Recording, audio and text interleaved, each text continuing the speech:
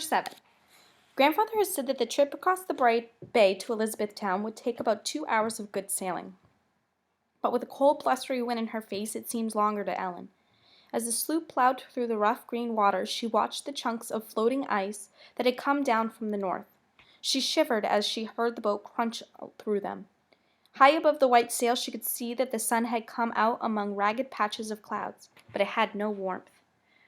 The tall mast made her think of the gallows. She had walked past the gallows in New York, holding fast to her grandfather's hand as she stared at it. Thieves and murderers were hanged there, and spies also. She now knew. Ezra had gone to a hanging once. Her father had been so angry he whipped him for it, just for looking.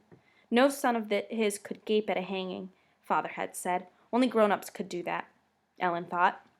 And now his daughter might be part of a hanging if the officer found she was a spy. Her imagination ran wild and shivers went down her back. Of course, she could pretend to be surprised when they found the snuff-box, but they'd still find out about grandfather, and they'd hang him as a spy. The British officers would take over his house, and what would she and her mother do then? At the thought of it, tears came to Ellen's eyes. Higgins must have been watching her because he said, "What's a big boy like you crying about?" "I'm not crying," Ellen muttered. "It's the cold wind in my eyes." He patted her arm. "I'm right. Sorry, we got you on this boat," he said, "but you'll get yourself home all right. All you Yankees are plucky." "Plucky?" scoffed Dow. "Just plain fools. Foolish enough to fight the king. And in winter yet," he growled. "Back home no army fights in winter." He put up his hands and rubbed his red ears. "Zounds!" cried Higgins. "This war will be over in no time." A smile spread over his gloomy face. "And we'll be going home." "Why, it's bound to be over soon. They can't hold out much longer. We took 3,000 prisoners when we took Fort Washington up there on Hudson River." "And 150 cannon," Dow reminded him.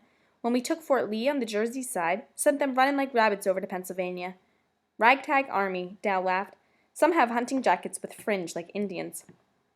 Some have farmers' smocks, any old thing, all marching together. I've been soldiering all over Europe, and I never saw an army look like that." "They're sharpshooters, though," Higgins said seriously. "You know what?" said Dow. "They got only a band of cloth on the sleeve to show what regiment they're in." He guffawed and slapped his knee. "They can shoot, though," Higgins said again gloomily. "Oh, they can shoot all right," said Dow, "when they ain't running away like at Kip's Bay." Ellen remembered hearing talk about Kip's Bay. The Patriot soldiers had turned tail and run away. No one could believe it. Dow gave her a nudge. "We never saw nothing but their backs. They all a bunch of cowards." "No," Ellen protested. "They are not cowards." Dow peered at her. "You know what? You're mighty pretty for a boy. Almost as pretty as a girl." "I am not." Ellen ducked her head to hide her alarm. "But they are not cowards," she said stubbornly. Inwardly she gasped in horror. She had said too much. "Oh ho, a rebel we have," said Dow as he looked at her from under his heavy eyebrows. "A hot little rebel boy." A burly soldier with a scar across his forehead turned around and snorted, "Throw the rebel overboard. There'll be one less rebel to fight." Ellen tightened her arms around the bundle inside her jacket and ducked her head to make herself as small as possible. She felt as cold as an icicle, and yet her face was damp with sweat. If they threw her overboard, she'd take the loaf of bread down with her. They'd never, never get the snuff-box away from her. Higgins threw back his head and started to sing in a loud, twangy voice. "Come all you soldiers bold, lend an ear, lend an ear." Immediately the men around him sang out a loud refrain. "Lend an ear, lend an ear." Higgins sang the next line. "Come all you soldiers bold, lend an ear." And the men boomed back refrain. "Lend an ear, lend an ear." Higgins sang verse after verse, and the men joined in the refrain. Ellen was glad because it took their minds off her. By the time they had sung Hearts of Oak and Old King Cole, she felt more relaxed. They must have been teasing me, she thought to herself. They wouldn't really throw me overboard. Higgins wouldn't let them. Feeling relieved, she began to smile herself. She had spoken right up to these rough soldiers in their red coats and their big black hats, and with a secret message right under their noses.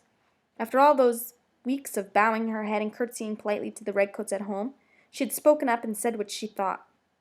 As the men sang, the British Grenadiers, Ellen began humming along too, very softly. At length they came to the narrow channel where the tide carried them swiftly along. With sails set wide, the wings of a white bird, the boat was skimming now instead of straining through the waves. Neither Dow nor Higgins noticed when she sat up straight and looked around. She watched the parade of boats as they filed down the channel.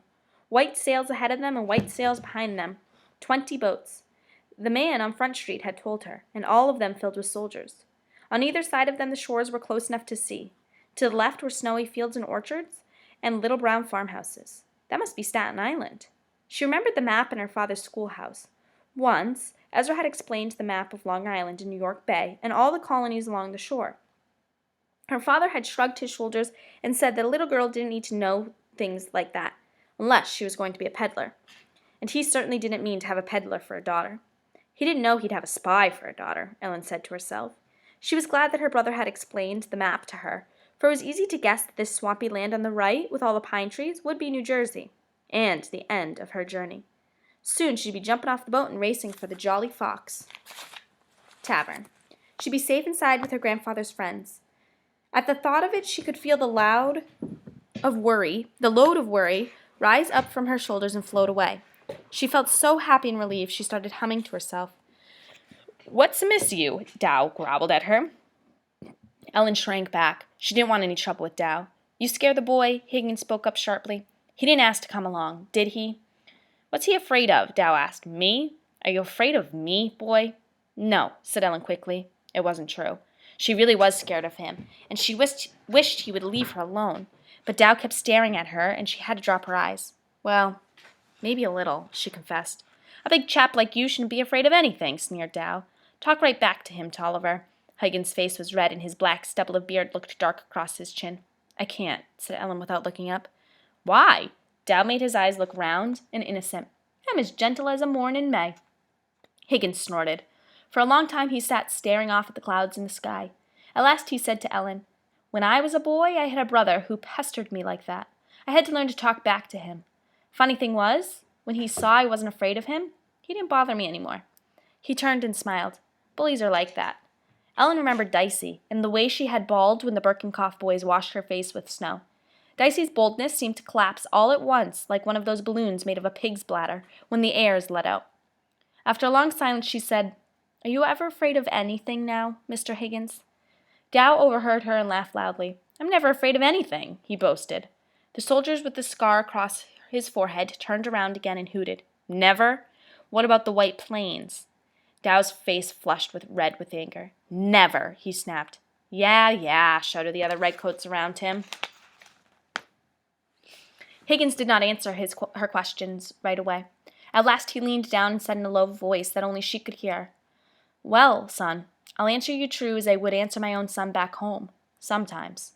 He nodded his head. "Sometimes I am afraid, as many men are. Being afraid is nothing to be ashamed of." He threw a sidelong glance at her. "But when something has to be done," he said firmly, "don't wonder about being afraid. If it's important to you, do the best you can." Ellen stared up at the white sails. This trip was important. At first it had been important to her because it was very important to Grandfather. But now she had seen the British soldiers with their guns and bayonets, hundreds of them, going to fight the Patriots' army. Now she was eager to help General Washington. Now she was glad to be part of the chain of people who wanted the Patriots to win, and would get information to him. Important information, her grandfather had said. She was impatient to get to the Jolly Fox Tavern and deliver the loaf of bread. At last she could see on the right the church spires and the frosty roofs of a town, white against the pine trees. Some of the houses and taverns were built on the street that ran along the waterfront, and some on top of the bluff behind them. Everywhere the lines of marching men looked like busy ants on an anthill. As the boat came closer, she strained her eyes to see a sign of the Jolly Fox Tavern. "I hope the Shannons have a crackling fire and a hot meat pie," Ellen thought. With sails flapping noisily, their boats headed toward a dock and glided in for a landing. Ropes were tossed to the dock hands who waited to pull them in. "All ashore," shouted the officer in the stern, "and step smartly." The men stood up and stretched. Ellen was glad the officer could not see her. She quickly scrambled up on the dock, and when she was all out of Dow's reach, she turned and grinned at him. "Goodbye, Mr. Dow," she cried happily. "Hold your tongue," growled Dow. "Goodbye, Mr. Higgins," she called to him. "I'll remember the things you told me." "I'll remember you, Toliver." Ellen's brown eyes were sparkling, and her cheeks were red as winter apples. She slipped the blue bundle out of her jacket and swung it jauntily around her head as she turned to run. Dow grunted. "Pert little beggar," he said to Higgins. "Too pretty for a boy, to my mind." But Ellen didn't hear that. She was racing to the Jolly Fox Tavern.